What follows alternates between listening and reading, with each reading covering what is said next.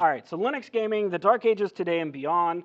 So let's talk about me because I'm narcissistic and I'm a speaker here. So, I mean, that kind of makes sense, right?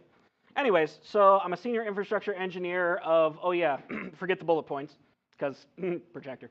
Of the 777th degree. If you get that reference, you like Disney movies and so do I, we're buddies. Bachelor's degree from a meaningless university because it's a piece of parchment, that's about it. Master's degree from Hard Knocks University because life can suck. We all get helmets. That's kind of how that works. And a PhD in yak shaving. Does anyone get the yak shaving reference? Okay, so I'm going to pick one of you. Okay, so everybody doesn't attack me at the same time. What's the reference? Well, it's just a term that at least I've heard. It's about like talking about stuff that's like unimportant. So close. I'm wrong. See, I like him. See, he got the Ren and Stimpy reference. So that's bonus points. You're not wrong. But yeah, it's an old Ren and Stimpy reference. Basically, before I learned how to automate things in my career, I got really, really, really good at doing the same thing over and over and over again, much like shaving a yak. That's basically what that boils down to. But I love asking that question because I get so many different answers. It's kind of fun. Okay, so this is Solus 4, and it is a screenshot of Shannon's desktop from home. This has nothing to do with this talk, but I'm going to get punched in the balls the entire 5+ airplane hour ride home because I forgot to put it in my talk yesterday. So this is so you all get to see this so I don't die on my way home. Anyways, moving on. Okay, so now for something completely different. Super Mario Brothers on the Nintendo Entertainment System, on the NES. Who here, show of hands, had an NES? Okay, for all of you who can't see that on the camera, it's basically the room because they're all good people. So of those people who had the NES and played Super Mario Brothers, does anybody remember the format that came on? What did we call those delightful gray discs? Cartridges, right? Okay, so we all had cartridges. We all played Super Mario Brothers. When I was 3 years old, I played Super Mario Brothers, and because I was a tiny fat kid, they took me to a local McDonald's, and it was my first video game tournament at 3 years old. And they said, "Do you want a Happy Meal?" And I said, "Yeah." And they're like, "Cool, go play Super Mario Brothers." Cool, all right. So apparently I won and got a free Happy Meal. I don't know, but apparently that's how my gaming life started. Completely ridiculous sentiment, I know. What is this game? Okay. Who here played Duck Hunt when they were little? Fantastic. What's that? Okay, fine. Not little, when we were all younger forms of ourselves. We played Duck Hunt, right? Okay. So interesting note, did you know, and some of you probably will if you're in this talk, did you know that you actually can't play the original Duck Hunt today on current modern TVs? Okay, so everybody knows that. Do you guys know there's actually active projects to mod those old things to actually fix it? So you can play it on flat screens? You guys did come to the right talk. I'm so happy. You have no idea how often I tell that story and people are like, "We don't know, we don't really care. Why is it orange?" Like, actually, it was gray. That was the second one. But anyways. So anyways, cool. So we all remember that. But that's kind of sad, right? Like, I mean, I would love to share that with, like, you know, my nieces, my nephews, my cousins, right? I would love to be able to play that today. Kind of a bummer, right? But back then, it was no problem. And it had to do with the refraction of the vacuum tube and the CRTs. For anybody who doesn't know, I don't want to assume everybody knows, but that's why. Oh, that's not why. Tell me why, sir. CRTs have the electron beam sweeping down and repainting the tube at least 60 times a second, frequently more.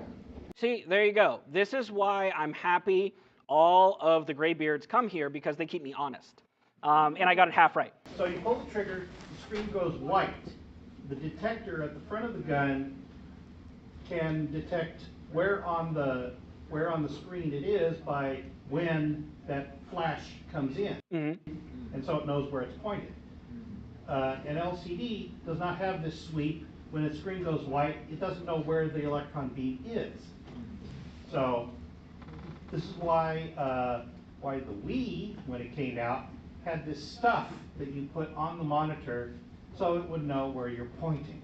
Because CRTs had been a thing for some time. You couldn't say, oh, well, sorry, you have to buy a CRT to play the Wii. That's not going to fly. Is mods becoming to the Sega Master System? What's that? I'm sorry?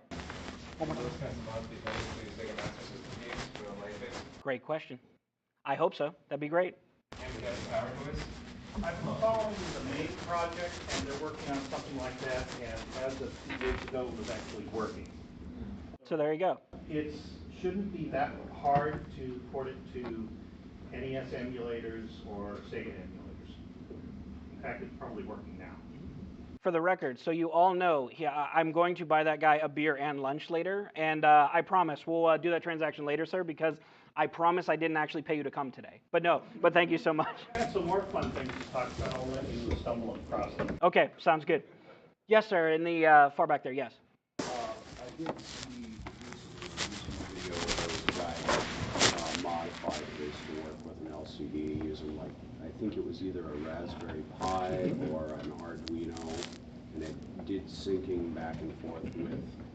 Yeah, there's a lot of really cool projects that are actually working on this right now. And like we were just pointing out, yeah, I mean, some of them are actually working, which is kind of fantastic.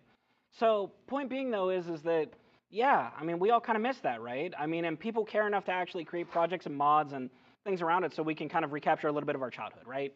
Kind of cool. So does anybody know what this is? If you can see, or if you're really close, you'll be able to tell real quick. But Midiag Mansion. Okay, so what's that, right? Absolutely. So, Scummy. you know, yeah, it's a Scum VM, you know, or Scum from back then, right? I mean, it's awesome. It was really cool. This was one of the first games I ever launched, you know, basically from, I think we had, God, what did we have then? Did we have a 46 then? But I felt like a ninja when I started this game. It was fantastic. It was so cool. What else we got? Full Throttle. Who here played Full Throttle? Yes, all good people played Full Throttle. Exactly. It was fantastic. It was basically almost like a point and click like game. It was fantastic though. It was so much fun. What's that? Absolutely, yeah. I mean, it was just utterly great. I still have the box and the working game at home. I have lots of games still just hanging out. Shannon will tell you, she probably wants to choke me with some of them. But yeah, I mean, still have them, right? So that was back when we could buy media and actually keep it. Yes, sir. I think you can get it on Steam now. You can. Yeah, you can get it on Steam now. Yeah. Yeah. Yep. Yep. Yeah. If you hate DRM, go GOG. For sure. Doom. Everybody played Doom. Who didn't play Doom? Come on, right? Okay, you don't count in the corner and you work here. No, I'm just kidding. That's okay. So most people played Doom, or at least a lot of people, right? It was really cool. It was really tiny. Brian Lundig likes to say how, you know, modern web pages are actually larger than the original Doom was, right? I mean, which is actually a true statement these days, depending on the website. So, but everybody played this. I mean, you know, I mean, if you ask me today, what was the sequence for God mode? Quick, everybody yell it out. IDDQD. Thank you. Okay. And for all guns, unlimited ammo, and all keys, it was IDKFA. You know, so, God, that's sad that I remember that all these years later, but clearly this made an impression on my life, right? Okay. So, gaming on Linux, when most of those games were around, was really, really, really hard at a high level, right? So we're not going to dig into the weeds. We're not going to go into all of the things that we had to do to get things to work back then. But suffice to say, it was very, very difficult to play games back then, certainly as we knew them then, and certainly as we would know them today, right? It was tough back then. So, you know, if you had a Broadcom wireless driver, as I have up on the screen right now, working out of the box, plugging in a hardwire connection so that you could download the Broadcom blob, so that you could get Wi-Fi on your laptop, was the thing, right, in that general time frame. And it was one of the big barriers to entry for me back when I started my life in Linux, right? I'm sitting there, I'm like, I just want my laptop to work. I just want to do the thing. I want my laptop to be a laptop, right? Not a desktop. That's the whole reason I have it. But it was a huge pain in the butt, at least initially. It got easier, and today it's something that a lot of people take for granted, right? Because we generally don't have that problem anymore. So that's kind of gaming in the old sense, right? We were talking cartridges, we were talking light guns, we were talking NES, we were talking Doom, Scum. We were talking all kinds of retro stuff, right? So what about Linux gaming today, right? Obviously, it's a very different story today. Hey, still Doom, but it's Doom 2016. Wow, that looks different, right? Kind of fantastic. So Doom 2016. So, has Vulkan support, now works with ProtonDB and all kinds of other stuff. We're going to get into that a little bit more. But we have a lot of layers and things that were working even before the advent of Proton, right? That we could play things in an easier fashion. We had things like Lutris. We had things like GOG. We have Steam. We have all kinds of things that once upon a time wouldn't have been a thing, even when those various products existed, at least not initially, right? So we've come a really long way on gaming on Linux from way back when, right? Overwatch. Here's something we never thought we'd actually be able to play on Linux. Let's be honest here. Matter of fact, I worked with a gentleman a couple years ago, and his running joke with me was, he's like, the day that I can play Overwatch on Linux, regardless of what I have to do, is the day that I throw away Windows. The day that that happened, I may or may not have called him and laughed and then found out he was playing it. But the point is that gaming has always been one of the largest barriers to entry for Linux for a lot of people, right? It's one of the things that, at least in my opinion, has kept it from a very mass audience of the average person, in my opinion. And I'm sure some people will fight me on that, but that would be my 2 cents. So we have things now like Proton, and the advent of such things like that. DXVK, Wine, all of those other things that were either stopgaps or now complements to things like Proton and things of the like, powering the nuts and bolts of us being able to game on Linux, right? And I know there's some back and forth about whether or not we think that this is going to stimulate gaming on Linux, or if it's actually going to detract from native gaming on Linux. Personally, I think it's going to be a complement, and I think it's going to bring more eyeballs and people to Linux than ever before.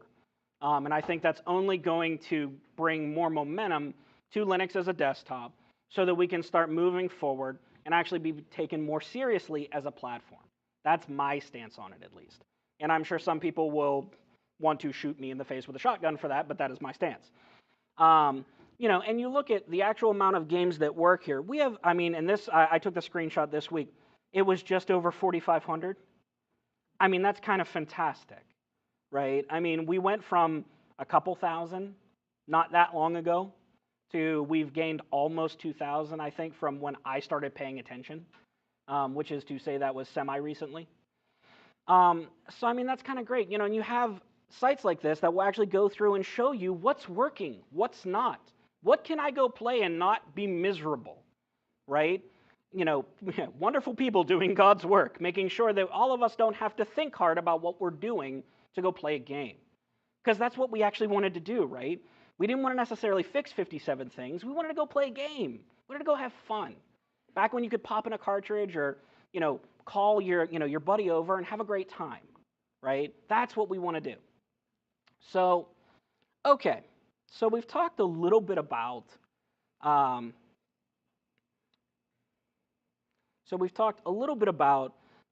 yesterday, today. I was horrified that everything stopped recording. If everyone's wondering what the heck I was doing on my phone, my face was about to melt. But just to again hammer this point home, this is actually a screenshot from that same page on ProtonDB. This is what I could get to fit of some fairly recent, fairly large games.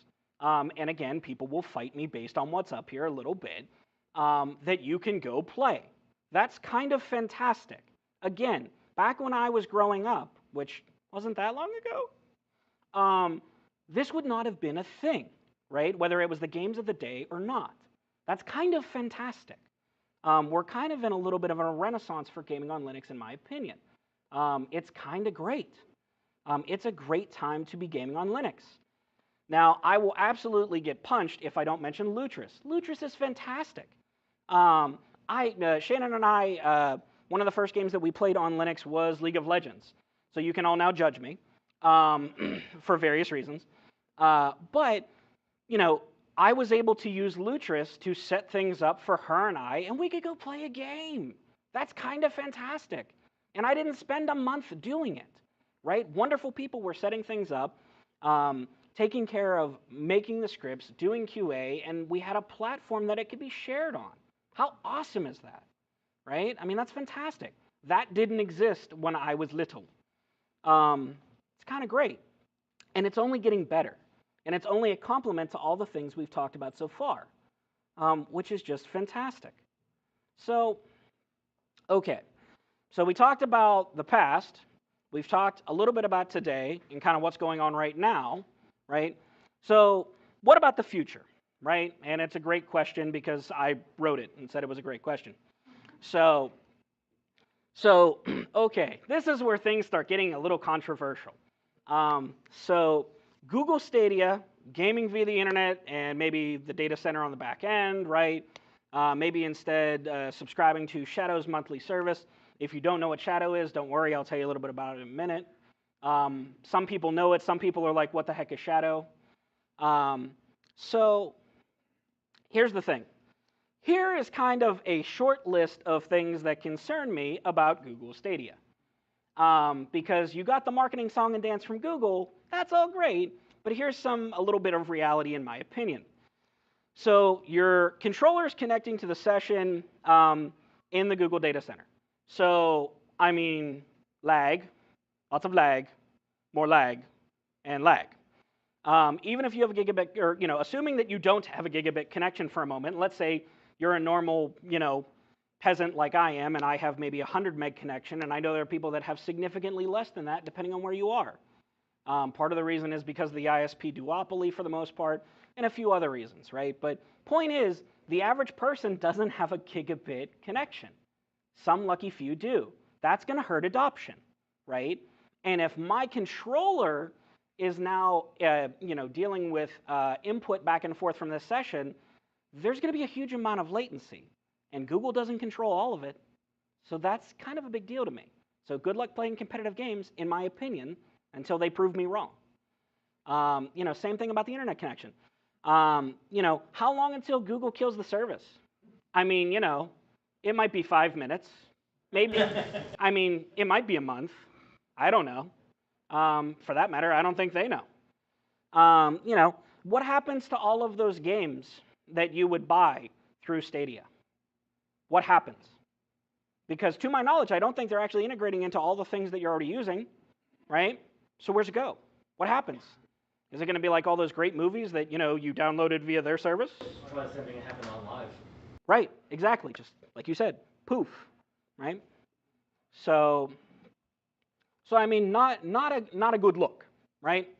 So it could be cool. So what is Shadow? So Shadow has a couple different bits. Linus Tech Tips actually covered this a few months ago. If you haven't seen it, it's worth watching. But basically, they're putting in a little ARM-based thin client in your home. In their data centers, they have, so that's where you're connecting up, right? And they basically have a tuned version of KVM in their data centers. So again, your giant racks of servers and data centers, right? Each of the units that you have that you're plugged into, you're getting a dedicated 1080 or Quadro P5000. So it's kind of neat. You're getting dedicated hardware, so it's not being shared per se, right? You're just getting it. Excuse me. They claim on their website you'll get 1080p at 144 hertz or 4K at 60 frames a second, and they're claiming nearly bare metal performance. So we'll see. So if you pay a year in advance, it's just under 30 bucks. If you go month to month, it's 35 bucks. So what else about them? So basically what they're doing, well, I don't want to get ahead of myself. So they recommend a hardwired connection. They recommend at least 5 gigahertz on the Wi-Fi. Things that like 2.4 is going to be too chatty and garbage. It's just not going to work. Actually, for the point I made earlier about latency, they already know it's going to be garbage. So they also claim you can get away with a 15 megabit a second connection. That would be really, really interesting, but I really, really, really am skeptical of that statement because I think that's going to be lies. So there is an 1804, an Ubuntu 1804 client in beta, which is kind of cool. It works on Android 7 or later mobile devices. That includes Android TVs. And you're able to download your games basically to this exciting shadow machine that you are, in essence, logged into, right? To basically download Steam, Origin, Epic Game Store, GOG, all the games that you have. What interests me a little bit more about this service is I'm keeping what's mine, huge air quotes, because these services is not really mine anymore, right? Like we were talking about earlier, it's not like I can take my cartridge and go home. But it's still tied to those accounts, but I can now download them and do the thing. They also have a gigabit connection to those shadow machines that you have, so downloading it is not going to be that big of a deal, depending on what we're talking about. So I put any questions here because at the tail end, not just because we're getting towards the end of things, but obviously gaming in the data center and gaming around things like that are a very, very interesting proposition, right? Shadow's taking the approach that everything from that little box that you buy, right, or that you're renting from them, to their data center, to all of their networking gear is optimized for latency, right? It's optimized to reduce every step of the chain they possibly can to make your life not suck when you're gaming. Now, it's really going to be interesting to see how both of those kind of shake out, right? Because if you went to somebody and said, hey, I can give you almost an identical performance experience gaming for 35 bucks a month, instead of you going out and building a machine for 12 or 1500 for comparable performance, that's kind of a really interesting conversation, right? So where I am with this is skeptical, right? But I think it's really, really interesting because people were skeptical about a lot of the other advents on Linux and gaming up till now, especially Proton, right? Proton was very controversial for lots of reasons. So that's still being sorted. None of us know the future. I am not Miss Cleo. You can call me now, but I'm not going to be able to tell you anything, right? So that said, though, I think it's a really interesting discussion to have. Shadow sounds like remote desktop thin clients, which is Mm-hmm. all the processing, all the metal, everything put in a data center, and just removing down the video. Mm-hmm. Yeah, I mean, it's that. Yeah, absolutely. But yes, sir, you have a question. I have a comment. Okay. Love comments. So at $35 a month, $1,500 turns out to be less than 4 years. Correct. Well, and you're right. How often do you refresh your gaming equipment? Well, exactly right. So my understanding is that with that monthly or that yearly purchase that you're making, they are committing to you to upgrade their stack in the data center as well. So that is going to get upgraded along with your subscription over time. But going back to the comment you made, that's a valid point, right? It's how long would I be able to have this subscription for, before it equals that gaming rig I could have bought, right? 4 years, right? So I mean, that's the answer to the question. Not to mention, don't forget, various services you might be subscribing to and various other overhead, right? So those are all important things to keep in mind when you're having that discussion, right? What other questions? Any idea what the latency on Shadow is like?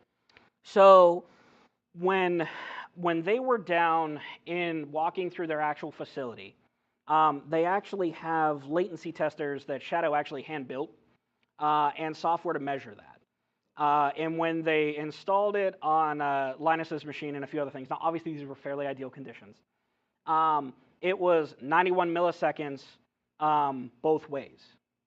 So that's actually not that awful if you consider it. Now, granted, that's also sitting in their offices in an ideal location, probably with a gigabit connection. So take that for what it's worth. Yes, sir. That's actually on the verge of human recognizable. 200 milliseconds Yep. is human recognizable latency. Yeah, I mean, absolutely right. So again, all these things need to be bore out by actual, I'll call it empirical research, right? So I think we have a question over here. Hold tight 1 second. I think poor Shannon is now diving through rooms and doors to come to you. so we can hear the awesome question you were about to ask me? So you were talking about Proton there a couple minutes ago. Yes. I know that at one point it was either required or strongly recommended in some cases to use proprietary drivers to be able to do so. I did install the NVIDIA drivers on my machine. I tried like 1 or 2 games and it works, but I did not want to put up with that, so I removed the drivers and haven't dealt with it since. Has that changed in any way? Can you use the free drivers and get reasonably good performance out of it, or? Great question. I haven't personally messed with the actual open drivers much recently, at least. So I honestly don't know 100% as of this moment. I do know that, in a broader sense, I know that AMD and NVIDIA are both putting more weight behind some of the open source things, more AMD than NVIDIA, to try and get the performance where it needs to be to match that. But unfortunately, I honestly don't know. I haven't messed with it too much recently.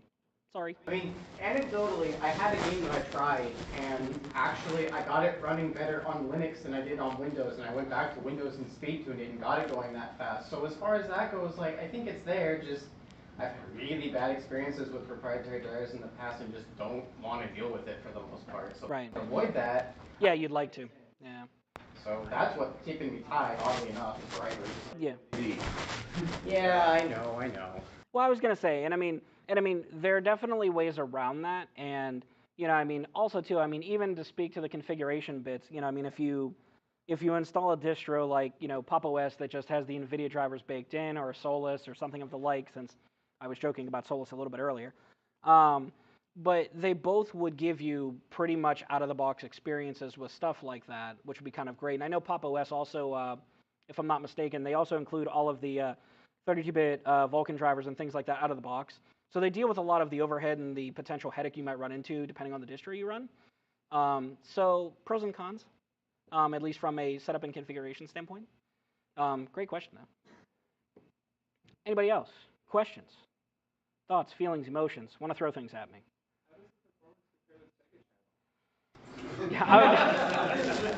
Now I'm just being trolled. You know what, though? I still love you because you have an NES controller on your hat. You can do no wrong in this talk.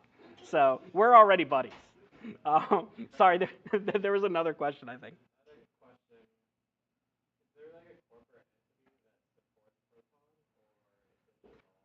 So I mean, if you count Steam, if I'm not mistaken, I think that they actually have the lead or one of the leads on that actually being paid by them that more or less developed it, and then they released it as well, obviously, but or Valve actually, excuse me. See, this is why you're all here. You're here to make sure I'm not a complete wandering buffoon. I'm sorry. Code Weavers as well. Yep. Yeah. Exactly. So the short answer is it is not just some necessarily disparate, I'll call it a fly-by-night project, even though, again, I'm going to get tomatoed for that. But yes, there is some sufficient, thank you. The one guy over here throwing the tomato, that was good. Yeah, so there is significant backing. I don't see that stopping anytime soon. I only see that going up and to the right, at least for the foreseeable future, would be my thought. So, any other questions? Yes, sir. In this Pop! OS, is there a particular distro that would be designed for games especially? So Pop! OS is really good from the standpoint of a lot of the drivers and a lot of the headache is taken out of it. When you actually download that particular distro, you can pick if you have an NVIDIA or Intel AMD bits. So if you would install, say, the NVIDIA flavor, the NVIDIA proprietary drivers already installed, you have all of the drivers, things like that. So there's a lot of niceties you get with things like that. Same thing with Solus 4. It comes pretty much with the NVIDIA drivers out of the box, trying to make your life less miserable, if at all humanly possible. Yeah, Valve also has SteamOS. I was gonna say I was gonna say I'm not going to I am not going to sling mud at SteamOS, but I will also say that is not necessarily the first thing I would recommend people to run games on Linux either. But yes, it still exists. I think it'll be very interesting over the next couple years, especially now with Proton in the game and a few other things. If that receives any type of TLC or refresh, that might actually be a compelling, interesting conversation, I would think. I was gonna say, I don't think they're selling them at least. Um, yeah. Yeah. Yep. Um, right. So, any other questions? Do I know if it is? I was gonna say I don't believe that it is. At least not yet. Yes, sir, in the back.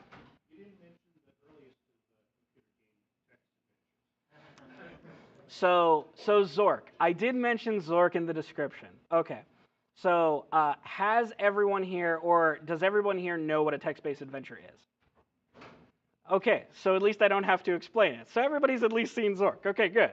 Now, yeah, Zork was so Zork's a little bit of an inside joke because it was actually the first text-based adventure that my dad actually showed me way back when. So that's part of the reason I threw that in there as a little bit of an homage and a nod.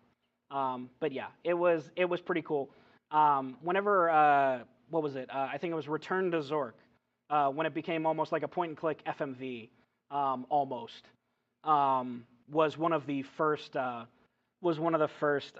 real experiences I got with Zork beyond text-based adventures and stuff like that. It was pretty cool. So, any other questions? Yes, sir. So we have a lot of emulations like Proton stuff, so you can run Windows games on Linux. Mm-hmm. At what point do you think it makes switch the game developers were like, well, everybody's running Proton on Linux better. Why don't we just make a native Linux game? Do you think that will ever happen? Do you think that's Unclear, but I hope. I would love to sit here and be like, oh, absolutely. In the next 3 to 5 years, that'll absolutely happen. And here's all the, statistics I have to prove that.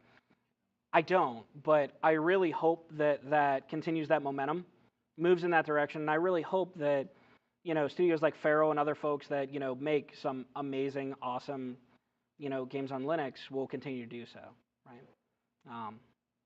But yeah, any other questions? Yes, sir. Yes. So Lutris is really neat, and one of the things I actually like about Lutris is that not only can you go to their site and a lot of the install scripts and things of the like are kind of categorized and in a library for you, which is really cool.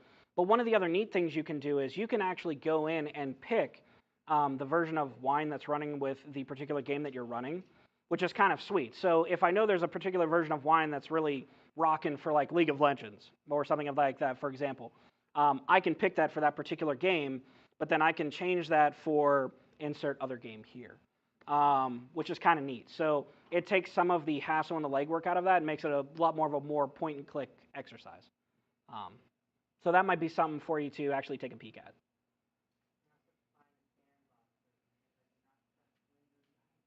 That's fair. That's fair. I completely understand. Yes, sir. What's your Favorite favorite native Linux game? native Linux game? Oh, God. That's like picking my children a little bit. Like, I mean, to be fair, right? Good question. I don't. Did someone just say Super Tux Racer? Seriously? Sure, we'll go with that. Super Tux Racer. No. No. Yeah, that would be like picking my children.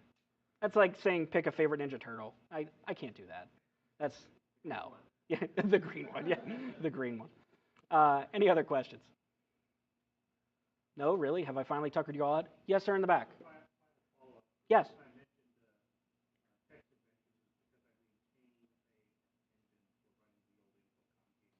Oh, you do? Okay.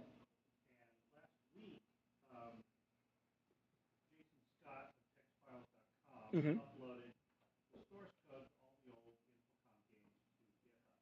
No kidding. Mm-hmm.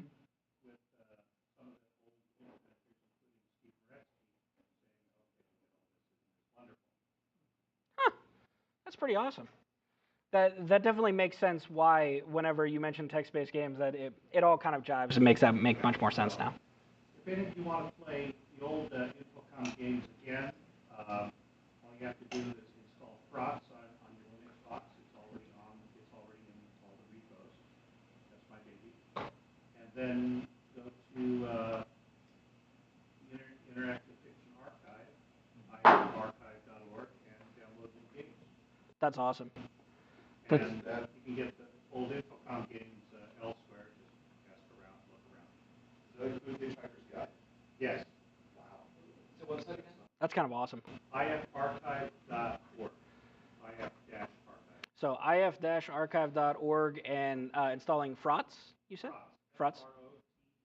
Frotz. Do those two things and we get all the old Infocom goodness and beyond. You'll have to look for the Infocom games. Okay. The IF archive has the stuff that's been written since the demise of Infocom. Okay. That's awesome. See, even I got something out of this talk today. I know that utterly shocks all of you, but that's awesome. That'd be fantastic. That's why it's called interactive fiction. It's like playing a book. Yeah, exactly. Exactly. So any other questions? Yes. Videos that develop on Linux and work for Windows and Mac instead of the other way around? I was gonna say, not that I'm aware of. At least not off the top of my head, at least. I'll ask you again next year. Yeah, I was gonna say, ask me next year. Hopefully the answer is at least 2 studios. That'd be great. And then when I'm wrong, you can all point and laugh at me. I'm sorry? Crack.com? They were one of the first Linux-only game studios. Oh, okay. They started with Linux and ported to Windows. I'm not sure how far they got with that, but Mm-hmm. they put out some interesting stuff. Okay. That's awesome. No, I'm actually not familiar with that. I'm getting the most out of this talk, I feel like. Yep. Any final questions? All right, guys, thank you so much. I really appreciate it. Hope you enjoy the rest of the conference.